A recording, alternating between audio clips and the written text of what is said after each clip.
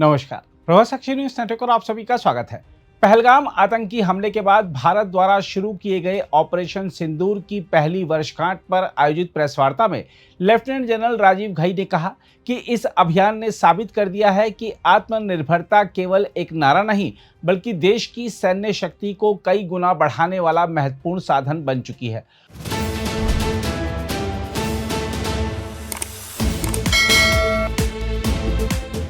उन्होंने कहा कि आज भारत के रक्षा उपकरणों का 65% से अधिक हिस्सा देश में ही तैयार किया जा रहा है और यही आत्मनिर्भर क्षमता इस अभियान की सफलता का मजबूत आधार बनी।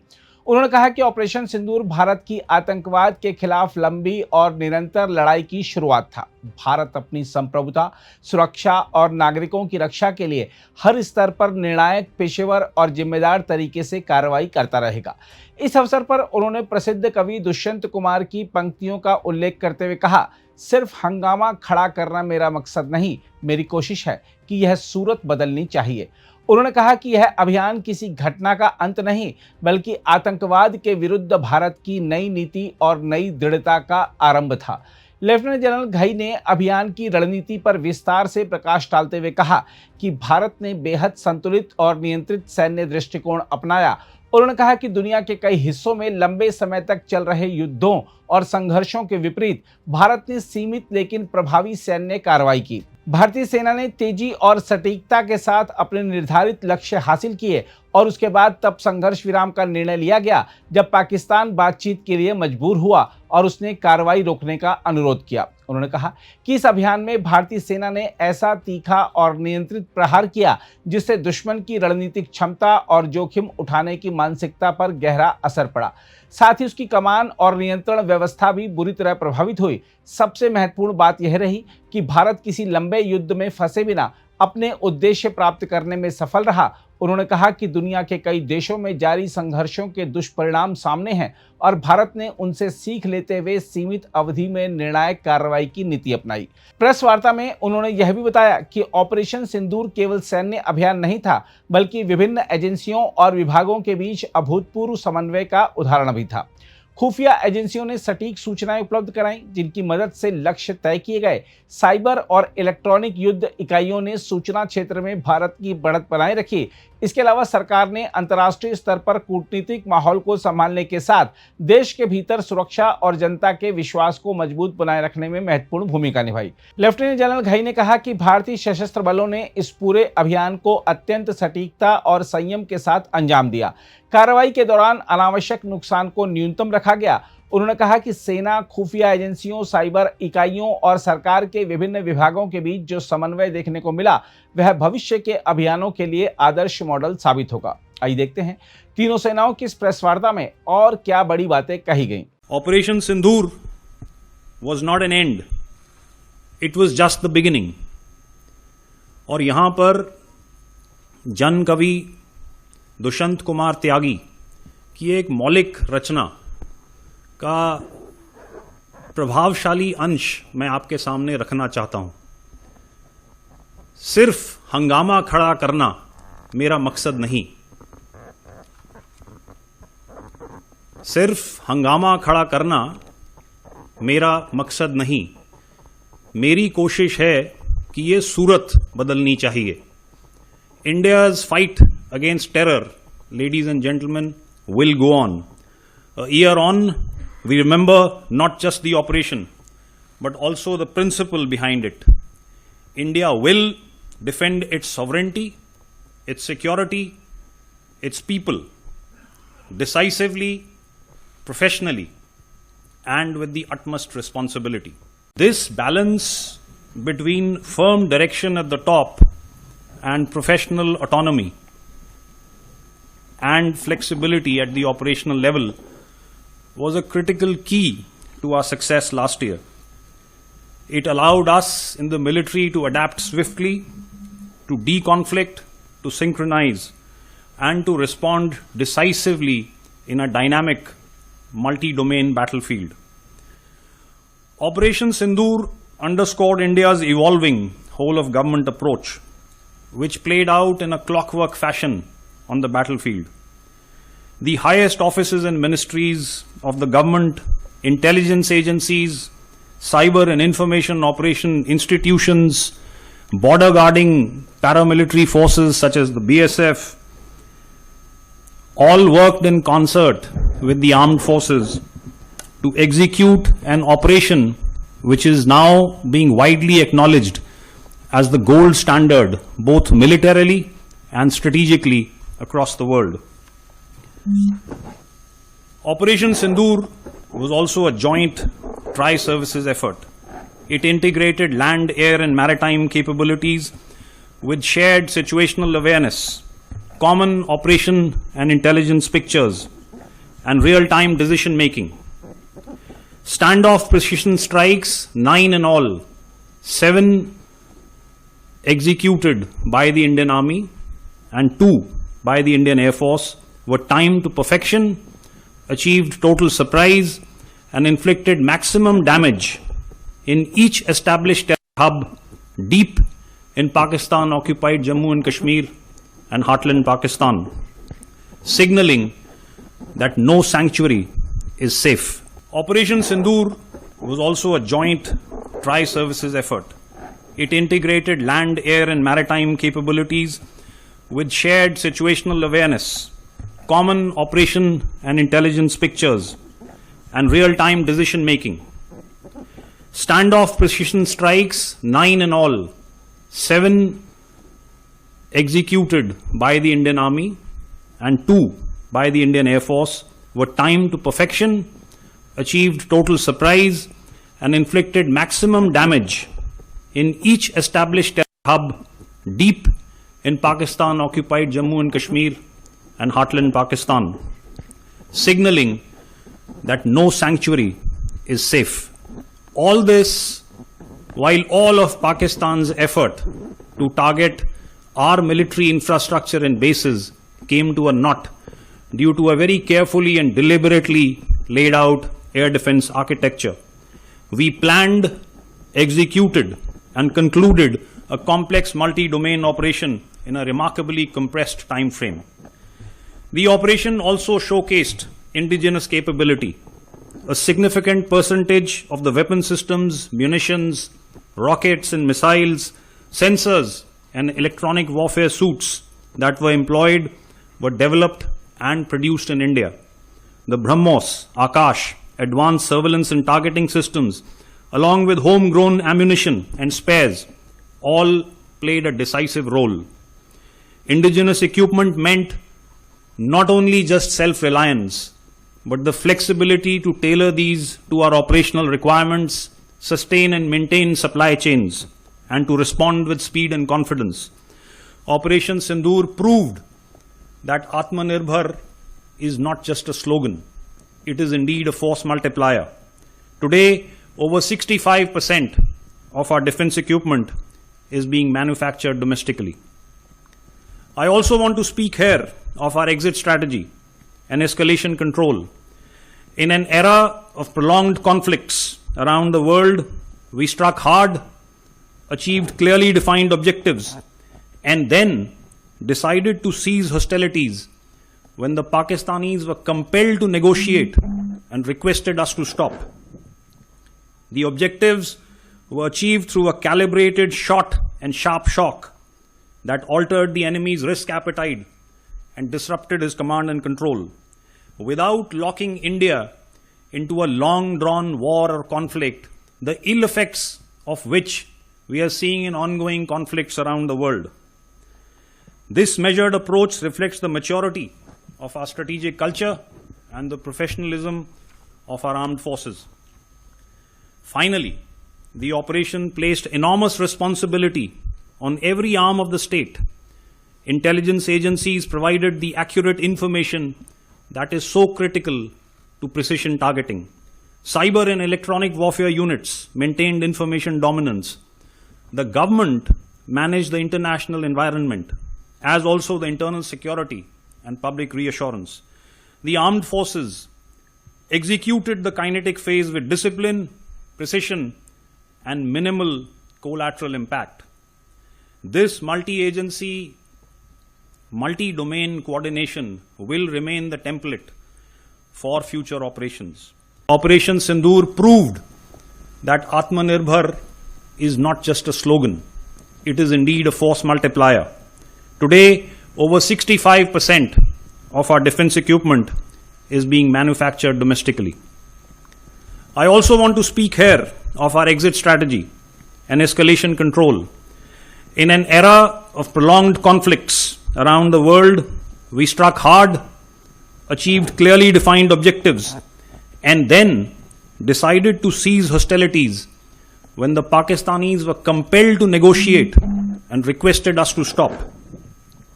The objectives were achieved through a calibrated shot and sharp shock that altered the enemy's risk appetite and disrupted his command and control, without locking India into a long-drawn war or conflict, the ill effects of which we are seeing in ongoing conflicts around the world. This measured approach reflects the maturity of our strategic culture and the professionalism of our armed forces. Finally, the operation placed enormous responsibility on every arm of the state. Intelligence agencies provided the accurate information that is so critical to precision targeting. Cyber and electronic warfare units maintained information dominance. The government managed the international environment, as also the internal security and public reassurance. The armed forces executed the kinetic phase with discipline, precision, and minimal collateral impact. This multi-agency, multi-domain coordination will remain the template for future operations. Today, it is 1 year and 15 days since the horrendous Pahalgam massacre. And as my friend Rajiv alluded, exactly 1 year since our first weapons hit the target. The Pahalgam incident in itself is an incident for which no amount of condemnation and no amount of repudiation will ever be enough. We cannot bring back our fellow countrymen who were massacred in cold blood on the 22nd of April 2025. But we can certainly resolve to ensure that such incidents are not repeated.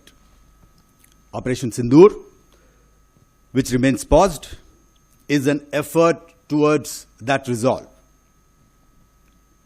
Since times immemorial, we have lived with a simple philosophy of live and let live. But when our desire for peace is mistaken for weakness and our silence is taken as absence, there is no choice but to act. And when we act, there are no half measures. It is decisive, it is lethal, and it translates into Operation Sindoor. A decisive yet calibrated response targeting the perpetrators and their backers. As Rajiv has alluded, going into this operation, our higher directions were very, very clear. The objective was clear and the forces were given full operational freedom. Jointness was built into this operation from conceptualization to execution. The COSC, which comprises of the CDS and the 3 service chiefs, deliberated every option and calibrated every decision. Thus, with an absolute clarity of action, a successful joint operation was launched to destroy the terror infrastructure in POJK as well as in Pakistan itself. And when that first weapon hit the target on the early morning of 7th May 2025, that decisive flash, ladies and gentlemen, was the strength and the resolve of the people of India being projected into the enemy heartland. It was partial justice being served to the families of the victims of that horrendous massacre in Pahalgam and many such incidents before that. Going into these operations, I remember focus into details of planning. The 3 of us met almost daily and on more than one occasions. Our aim was not just to hit. It had to be lethal, it had to be precise, avoiding collateral. Hence, selection of targets, timing, weapons to be used, everything needed to be carefully considered. And once that was done, execution was achieved with clockwork precision. A question which comes up time and again is, why did we agree to stop? I fully understand the angst of our people, especially the younger generation, given our experience with Pakistan. But allow me to clarify here. Our fight was with the terrorists and their support infrastructure, and that is what we hit, ensuring no collateral damage. We had achieved our objectives and our mission was complete. But when Pakistani establishment decided to side with terror and make it their own fight, we had no choice but to respond in kind. It was about self-defense, much beyond a counter-terror operation. When we responded, it was lethal and ruthless. And after taking the beating, sense kicked in the adversary, and they asked for cessation of hostilities. We paused when the request came, we stepped back, but we didn't blink. We had delivered the message, and the message was very clear. That is, misadventure will not go unanswered. Acts of terror will carry consequences. A lot of time this question comes up over the past 1 year. What are the lessons? Well, in the defense forces, we are continuously evaluating our options and drawing our lessons through exercises, training and simulation. But of course, there is no better training ground than an actual operation itself. So we have also internalized what we encountered and taken them into our planning consideration. Some of them I can share with you. First, Operation Sindoor reaffirmed the primacy of air power. And when I say air power, it means everything that is in the air and not only Air Force. As the first responder and the dimension of choice for any nation. Second, it reasserted the salience of jointness and a whole-of-nation approach. It vindicated Indian Air Force's focus on precision targeting and net-centric warfare, with ICCS emerging as a clear enabler. Next, we are also able to see through our adversary. We now have first-hand confirmation of their capabilities, capacities, and tactics. They intended to hide. So I'm sure there are a worried lot across there. A crucial lesson: nations forced into conflict must always have conflict termination criteria and strategy in sight. Otherwise, very soon you can go astray and do not realize how to terminate that conflict. Of course, we need to invest more in certain capabilities like space, unmanned systems, cyber. Some of these capabilities have already been addressed in the past 1 year, and we fully realize that Atmanirbharta, as my friend Rajiv alluded, is the way forward. So Indian Air Force relies heavily on indigenous technologies, and several measures are being taken to enhance partnership with defense PSUs and private industry. IF is an active participant of Mission Sudarshan Chakra, and we are working to build on the success of ICCS to provide this crucial capability to our country. Looking ahead, we continue the vigil, and IF will continue to be the first responder whenever our peace and tranquility is challenged, whenever our sovereignty is threatened. There is no distance too far, no depth too great, and no dimension we cannot dominate. At this instant, we are watching and could not be better prepared. As Rajiv has alluded, going into this operation, our higher directions were very, very clear. The objective was clear, and the forces were given full operational freedom. Jointness was built into this operation from conceptualization to execution.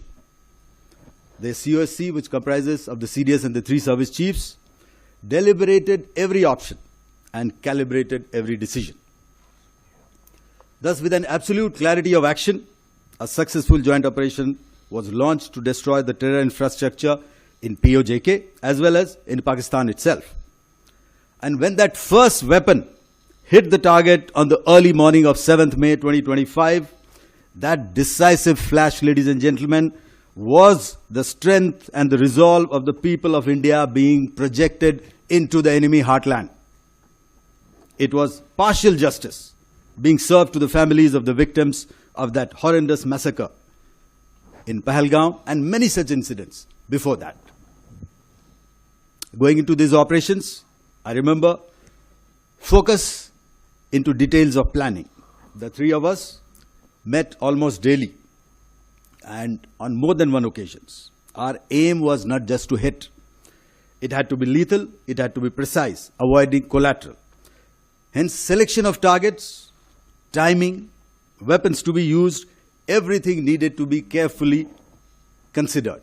And once that was done, execution was achieved with clockwork precision. A question which comes up time and again is, why did we agree to stop?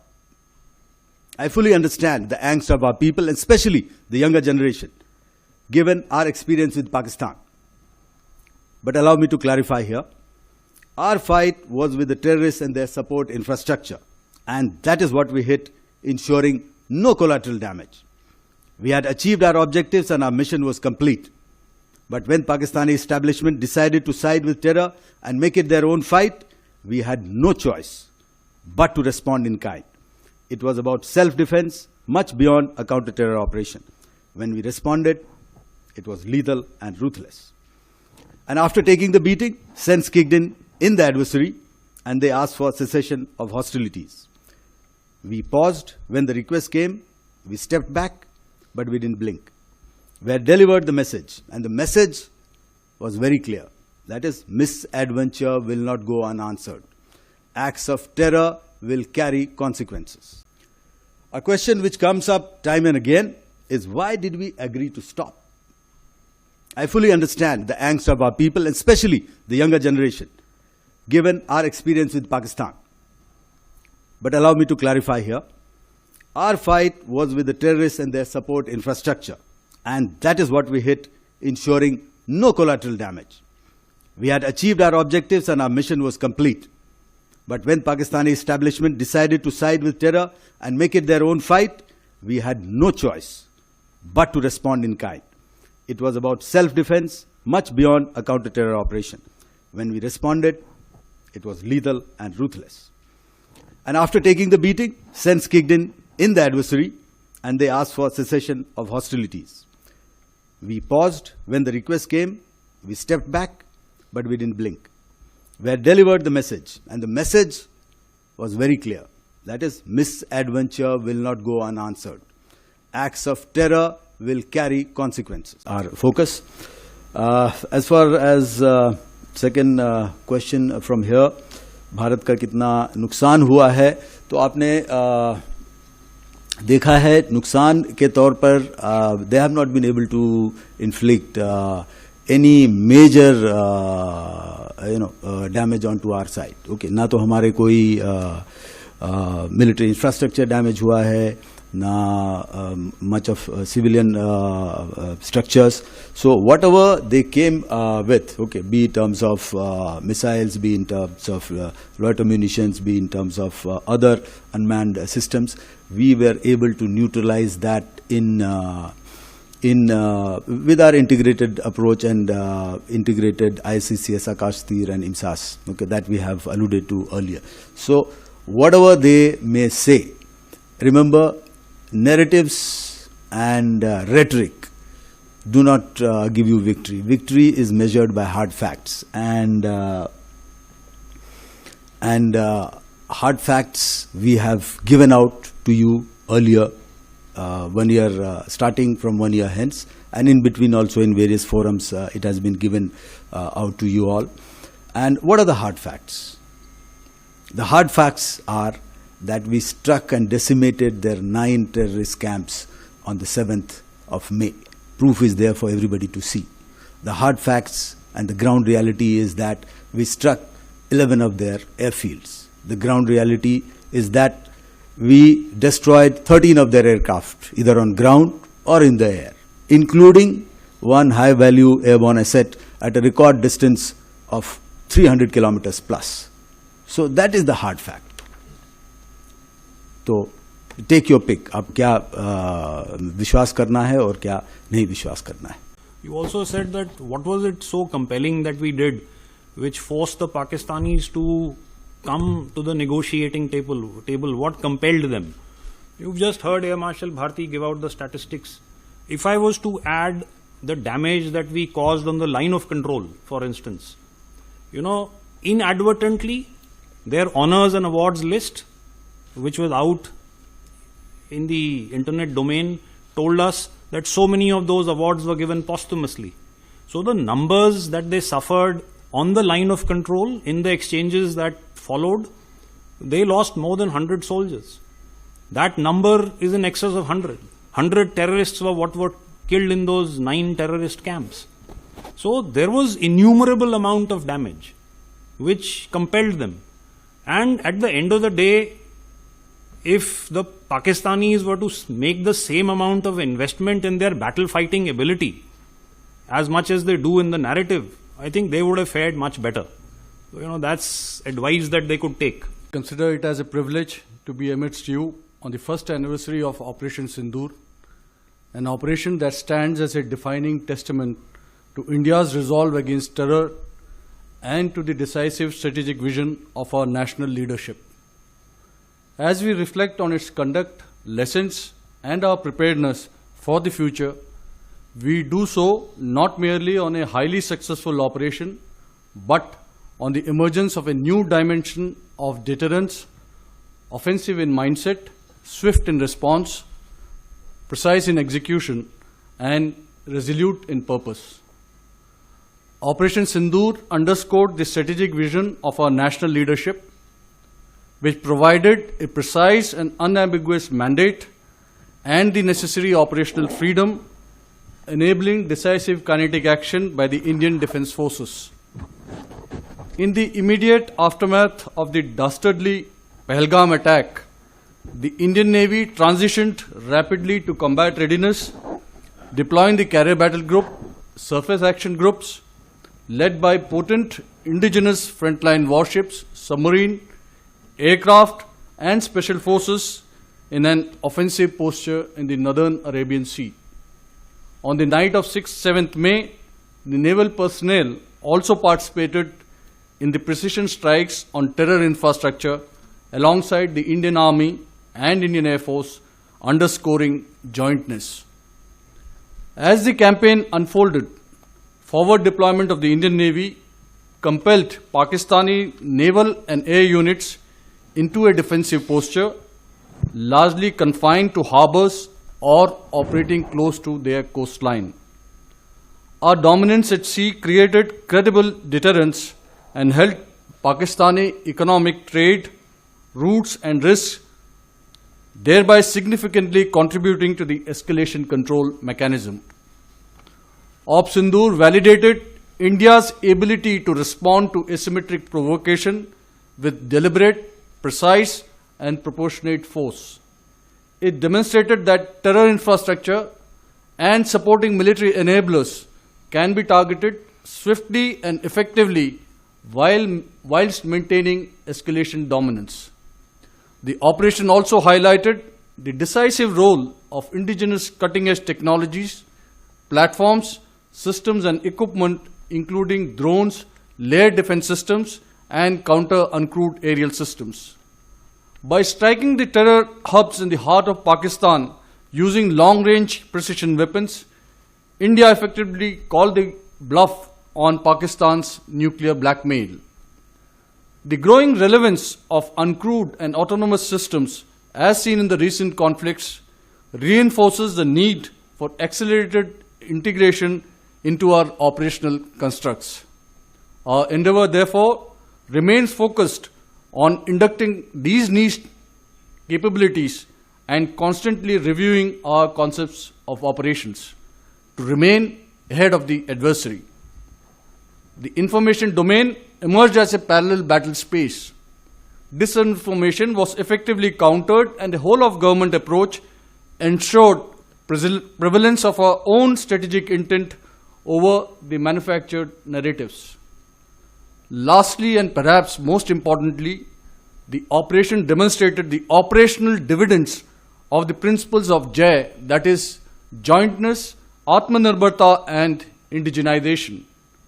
Seamless integration of three services through Chiefs of Staff Committee as Air Marshal Bharti just mentioned, regular meetings of all the three Director Generals of the services, aided in better situational awareness, control of escalation response, and quick decision making, enabling better actions on ground. The establishment of Joint Operation Control Center ensured synchronized military actions against the adversary. Furthermore, the seamless coordination with all national agencies, including Indian Coast Guard, intelligence and maritime agencies, ensured robust employment of the comprehensive national power. The performance of indigenous ships such as the aircraft carrier Vikrant, Kolkata and Visakhapatnam class destroyers validated the Indian Navy's investment in indigenous capability, blue water readiness and integrated warfighting, thus reaffirming Atmanirbharta as a critical enabler for operational success. To conclude, I would like to assure the citizens of Bharat that the Indian Defence Forces, including the Indian Navy, remain ready and forward deployed. If Op Sindoor was proof of calibrated resolve, our next response will be about sustained overmatch. If challenged again, we will not merely respond, we will shape the battle space from the outset. The Indian Navy, alongside the Indian Army and the Indian Air Force, has demonstrated capability to strike deep, strike far, and strike sure, anytime, anywhere, anyhow. So you're correct. The chief has repeatedly spoken about this ongoing transformation. You mentioned a few Devyastra batteries. You also mentioned the Ashni platoons. There are more. There is the Shaktiban regiment. You saw the Bhairavs being paraded on Kartavya Path this year on the Republic Day. Definitely these transformations are ongoing. I will not go into the specific numbers of how many of these organizations are being raised. That is an operational detail, so we will not go there. But a significant number is already being raised. Their roles and tasks are very, very clearly delineated. While we've given a thought, so when you speak about the Devyastra, I don't mind telling everybody here that that's related to the artillery, as is the Shaktiban. The Ashni platoons are related to counter UAS and specifically with respect to infantry battalions being organized and equipped for the counter UAS role.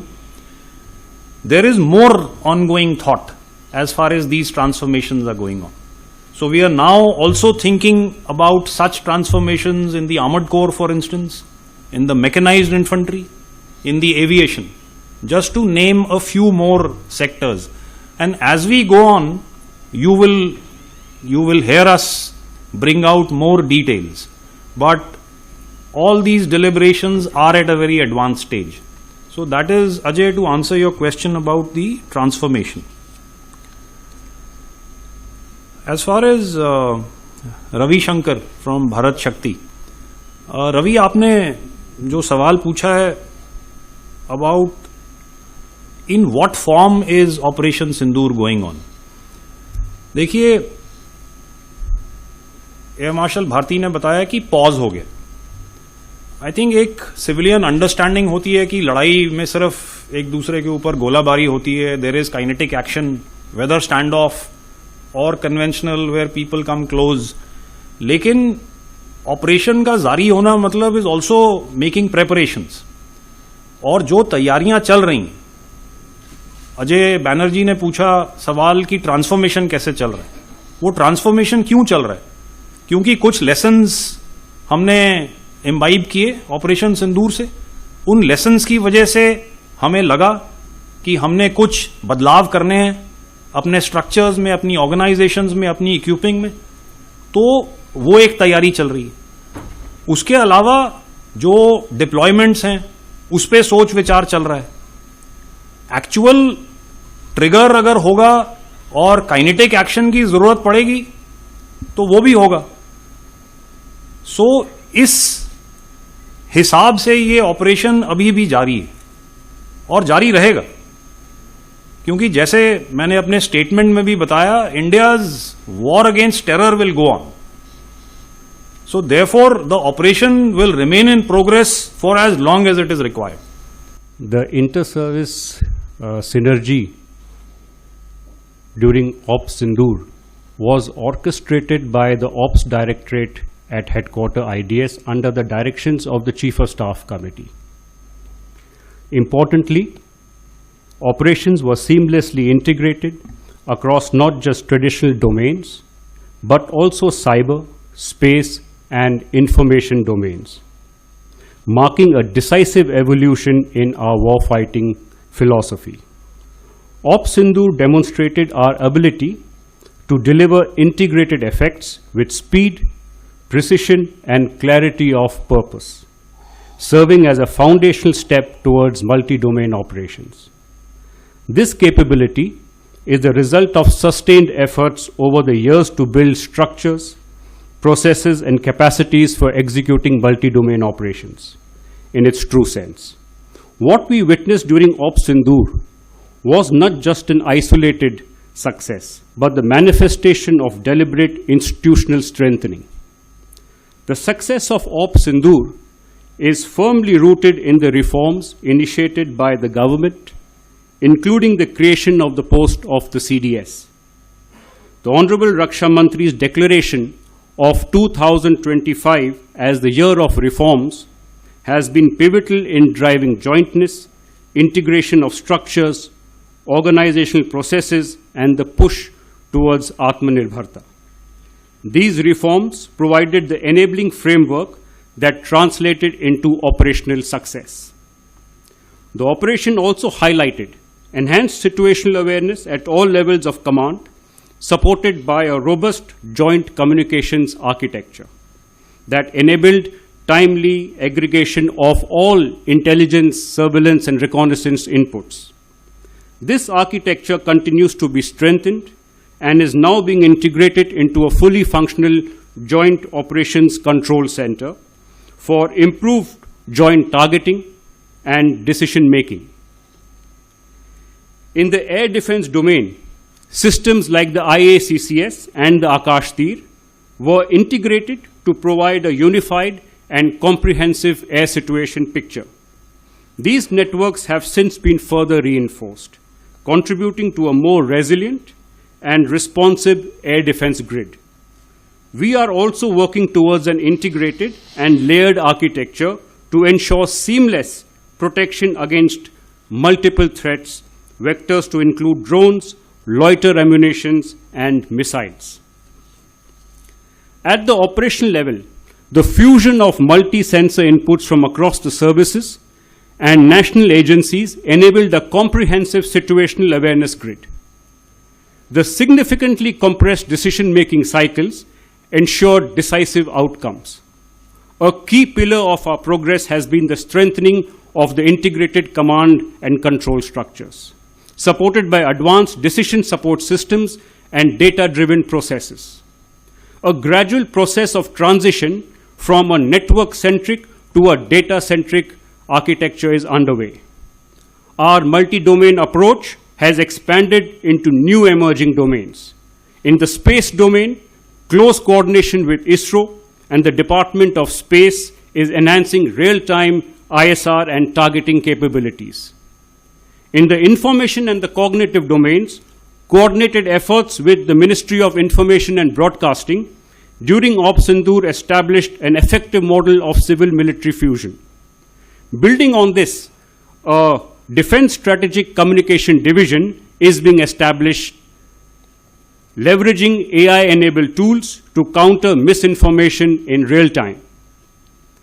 Emerging technologies have underscored the importance of unmanned and autonomous systems. We are inducting longer-range precision capabilities and advancing manned-unmanned teaming.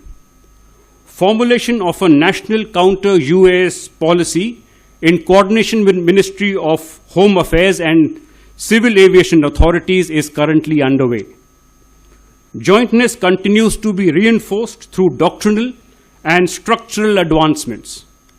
Multiple tri-service doctrines have been promulgated, complemented by initiatives as the Military Quantum Mission and other documents under the Defence Forces Vision 2047, which was released by the Honorable Raksha Mantri a few days back. On the ground, integration is translating into tangible capability through joint logistic nodes and tri-service maintenance protocols, enhancing efficiency and operational readiness. Interagency coordination has also been significantly strengthened. Synergy with the Ministry of Home Affairs and the BSF has improved coordination along the LC and the IB, while seamless integration of the Indian Coast Guard operations with that of the Indian Navy has bolstered coastal security. Engagement with national security agencies and intelligence agencies such as the DRDO, NTRO, and the wider intelligence community, along with industry, both public and private and startup, reflects a mature whole-of-nation approach aligned towards common strategic objectives. Extensive tri-service exercises and wargaming and simulations over the past year have validated and refined our multi-domain operation concepts, ensuring agility and future readiness. Today, we stand equipped with integrated capabilities, strengthened by joint structures and seamless coordination amongst the services, ministries and government agencies, reflecting a true whole-of-nation approach. I should answer Pak and China testing new kinds of missiles. So what are we doing about it? Of course, see, we are continuously doing the environment scan. Okay, that's our job. All right, and whatever requires to be done, we put in motion as to be always ahead, okay, of their capabilities. And between the two, of course, the dynamics are different between Pakistan and China. But we are continuously factoring in, and if I could support that argument with certain projects, okay. You would remember we have already contracted for the S-400s, okay. Some units were still yet to fetch in. So they are fetching in now. So that is one input. We are also working on indigenous systems like Kusha, which you would be aware of, and our DRDO is working on that, and which we hope that it will be available to us in near future. As I said, we, the Honorable Prime Minister has already conveyed the direction for Sudarshan Chakra, so we are working towards that. As also of our own indigenous air-to-air missile Astra, so we are trying to improve on that. Various other projects, QR-SAM. So it's a continuous process, and it's not that we don't articulate in the open media as to what all we are doing, but lots is happening, and rest assured that we aim to be ahead of their capabilities. So that is our focus. Snesh had asked about the structures, what Pakistan has created after Op Sindoor. In a way, Snesh, it's a indicator of firstly creation of a Army Rocket Force Command, of how hard he was also hit.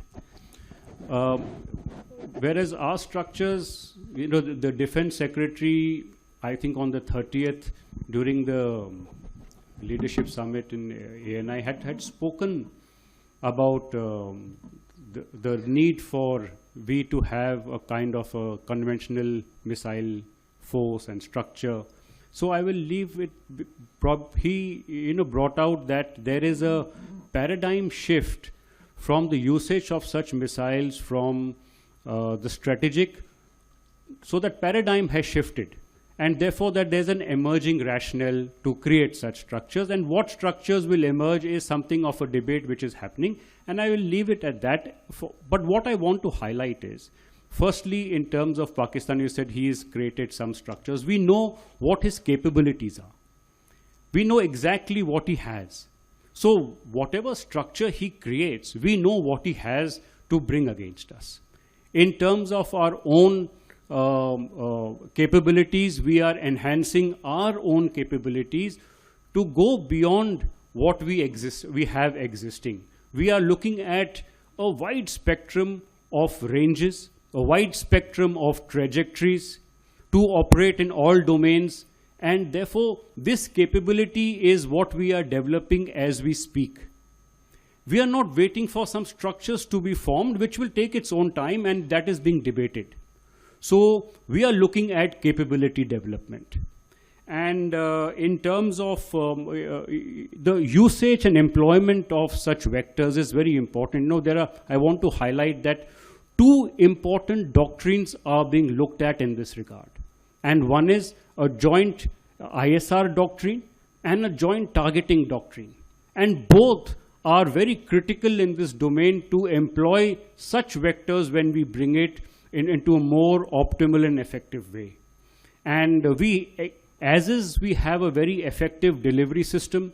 The enemy knows that we have potent force currently held with us, and in the future, you've seen some trials also from DRDO which have happened in the recent past. So these are all kind of vectors that we are now looking at, and we have a very efficient decision making and delivery system in place as we speak. Look, the fact that Pakistan and China, in their own words, have a relationship that is deeper than the seas, higher than the mountains, that's a given. The fact that Pakistan has 80% of its military equipment of Chinese origin is a given. Whether we are fighting against three adversaries on the same border, be it Turkey or China or Pakistan, look, you play against the team that turns up on the park. So that's not something that should worry us so much. It's not something which is in our control. What is in our control is what we've all spoken about. Zubin spoke about what are the capabilities that we are building in an integrated manner. We spoke about transformation. The challenges have been identified and are clear. India, and I say India, and its armed forces are all on the path to meeting these challenges. That's why a year hence, we are all sitting in front of you. Just to give you a sense and an assurance that what we learnt last year has been well imbibed, and we are on a path.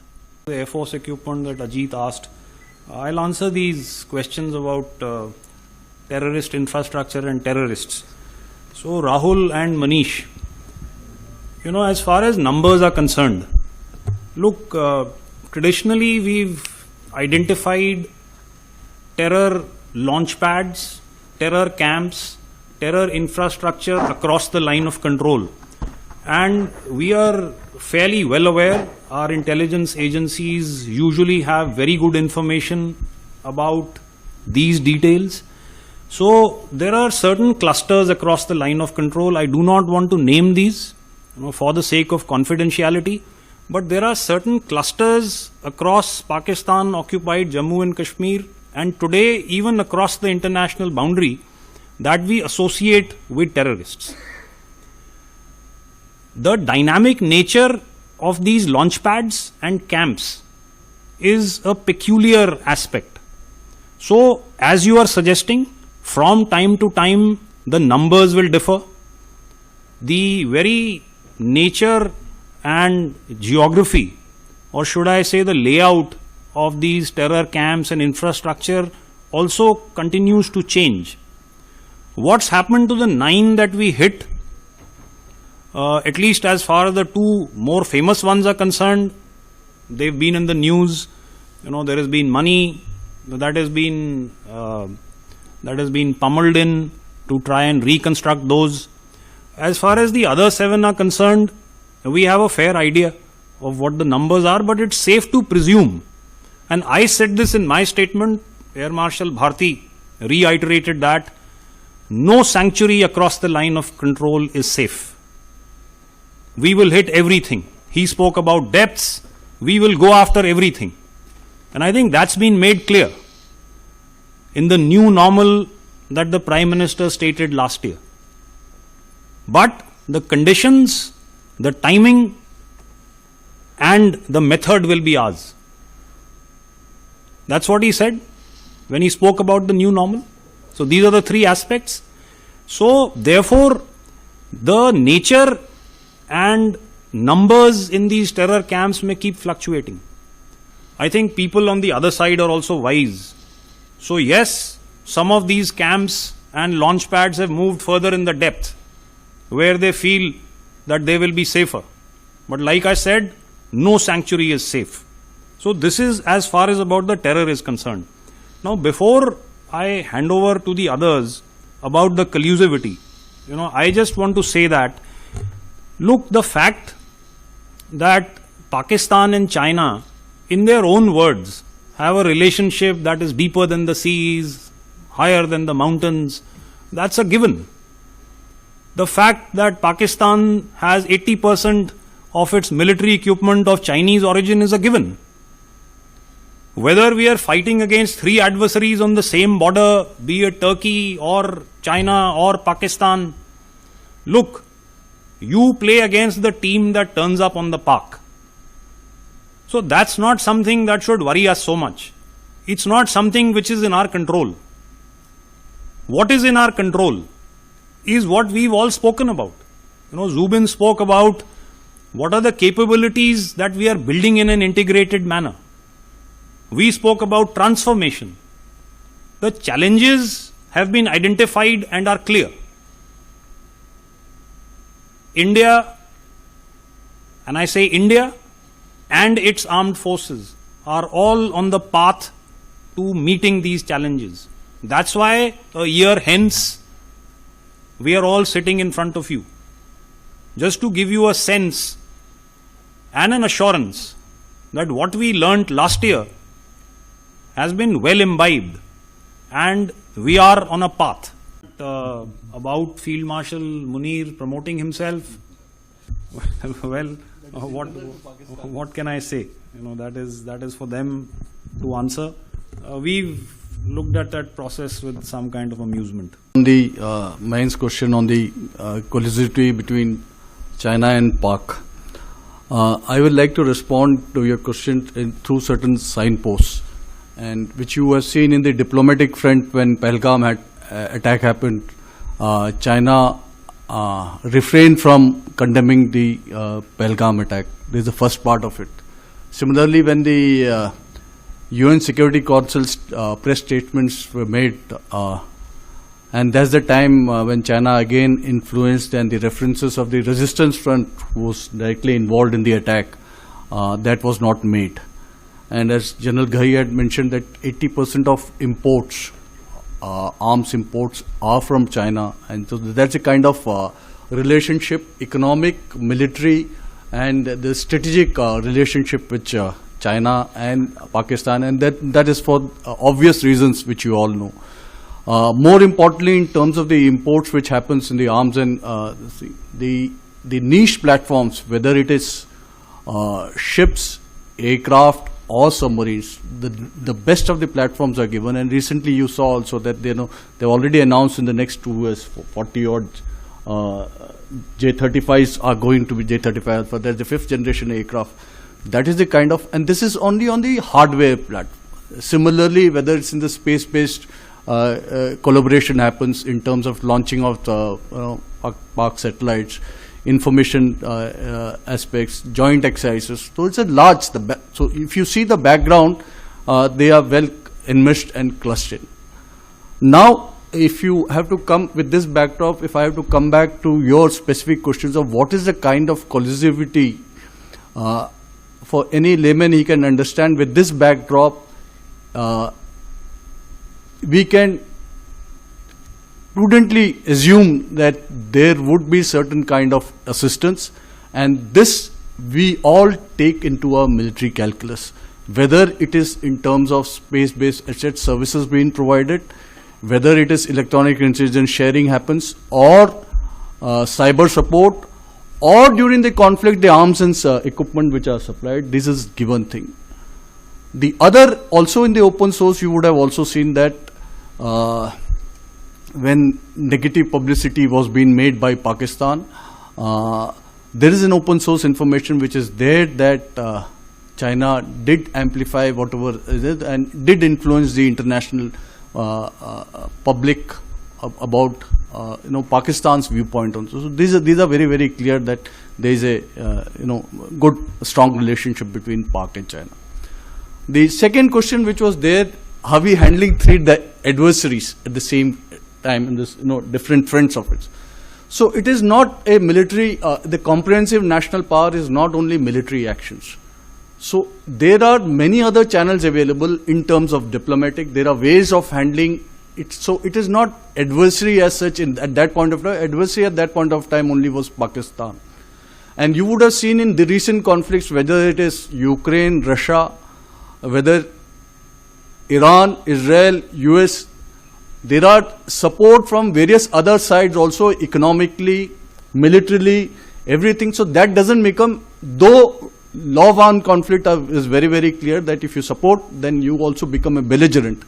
But it has become a different, it's a blurred image and it's become a norm now. So we have different ways of handling other people who try to influence these. It could be diplomatic, it could be economic, it could be many ways of informational itself you could engage or other ways. This is one. Third aspect is related to what is the plan to tackle air defense threat in the maritime domain. So the fleet air defense, any assets at sea, the responsibility of fleet air defense is the Navy. So first, the attempt is always, it's a layered defense. First, a threat could be missile, threat could be aircraft itself, aircraft launching in this thing. The launch platform could be from shore, could be from aircraft, could be from subsurface. So our first strategy is always to neutralize the launch platform. And that launch platform, shore, there are many ways the sister services will ensure that any launch platform which is there, it can be neutralized there itself. The subsurface, there are anti-submarine actions which we do, in which we look at neutralizing the launch platform. To neutralize or degrade a fighter threat which is there, which can launch missile, then you have an integrated fleet air defense. That means you have superior fighters aircraft to neutralize or intercept and neutralize this. Within the fleet, you have layered air defense systems, which could be surface-to-air missile, long-range surface-to-air missiles, then you come to a short-range, then point defense systems, close-in weapon systems. So these guys there. But now you have seen that the threat is increasing in terms of supersonic missiles, hypersonic missiles. So as the threat is increasing, the technology is allowing you also to build up your air defense capability through better sensors who can detect the supersonics and the hypersonics missiles. And you have the ability to, that is the work in progress, as Air Marshal Bharati just mentioned, the Project Kusha. The similar thing will be translated into sea-based BMD capability. That is the kind of, so we are, the work is on in this. Shivani, yes, we've noticed with professional interest the launch of 4 satellites by Pakistan recently. But let me also put it in context, that our first military satellite was launched in early 2000s, 2001. Subsequently, in the last decade, we have been launching constantly satellites in terms of the Cartosat and the Risat series. And we understand probably more than anybody that space is not only just an enabler, it is a contested operational domain. We have formed the Defence Space Agency in the year 2019 under Headquarter IDS, with a simple mandate that it looks after all space-related issues of the 3 services and coordinates that effort. So we are I would say, ahead, and we have some niche programs which are on the anvil to be launched. The Defence Space Agency will soon start controlling some constellations as we go ahead in the next couple of years in terms of ISR satellites, in terms of communication satellites, as also we are looking very carefully at space situational awareness. So these are, a lot of work is happening. We are working with ISRO, but we also realize that we need to make our satellite space more dynamic in terms of our capabilities, we will need to incorporate and pull in the private industry into this domain. And the IDEX challenge, and in space, we worked together, we created 75 challenges for the private industry. And actually, we're very proud to see on 3rd May, there is a company which is called Galaxy. It launched the world's first optosar satellite. And it is a fusion of the optical and the SAR imagery. And that itself is, is a reflection of how we are working towards, improving our capabilities and enhancing our capabilities in this domain.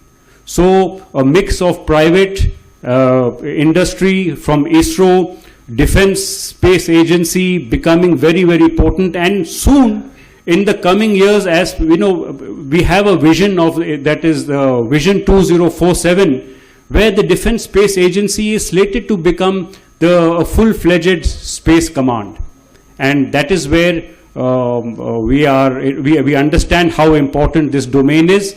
It is contested. We need slots, and we need more and more satellites to control multi-domain operations. I think one more question was from Suparna. You asked about AI-enabled tools.